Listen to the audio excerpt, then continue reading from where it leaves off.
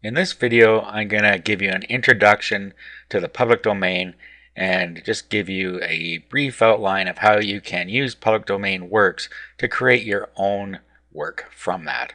I'm going to speak specifically about ebooks, but there's many other things in the public domain such as art, software, you name it, it's here. Okay, so one of the sites that I like is called manybooks.net. It has actually taken a lot of the things from Project Gutenberg, which is the main source of public domain works, and it's made them a little easier to navigate through. So what I do is I always go with genres. Now you can do this any way you want, but I like to look at genres and then decide what type of book I want to create from here. So let's go to cooking and see what we have in here. Okay, so you can look through these until you find something that looks interesting to you and that you might want to create a product from. Okay, so let's say we were going to create a vegetarian cookbook. So you go into the product here and you get some information here. Up top you have the original author, the date it was published, language it's published. You see how long it is here. This is a number of words, a number of pages, location. Of course, the genre we already know, how many times it's been downloaded, when it was added to this site, and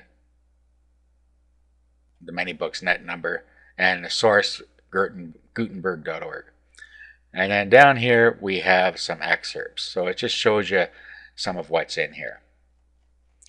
Now what you want to do is you're going to want to download it. Now there's a lot of different formats that you can download it in here, and it depends what you're going to use to edit it. I don't suggest you bring it down in PDF, because PDF is really a readable format, not a writable format.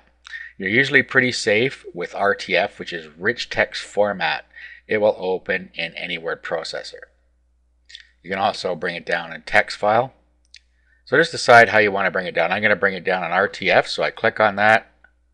Now I click on download, and then I can download it to my computer. Okay, then I can go ahead and open that. Okay, I just opened it in WordPad here. What I actually am going to do is I'm going to do an open it with, and I'm going to open it with openoffice.org. If you don't have a word processor that will create PDF files for you, you can download for free a program called OpenOffice. Just go to openoffice.org and download it, and then open it with the writer. So I'm just going to open this with OpenOffice. Okay, so I'll select openoffice.org here. I'll open it up. Okay, and we have more robust features in here. Okay, so there's some stuff in here. Now, what you're going to want to do, first of all, is rearrange the book. As you can see here, this is a real jumble here.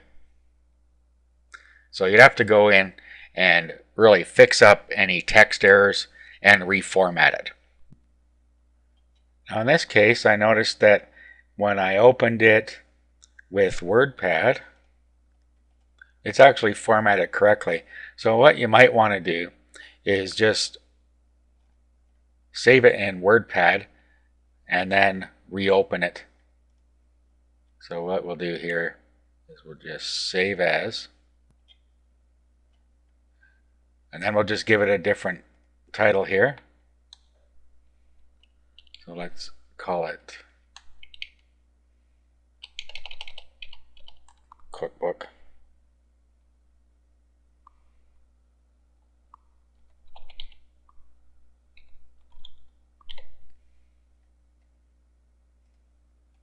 Okay, now what you could do is just open up Cookbook with OpenOffice.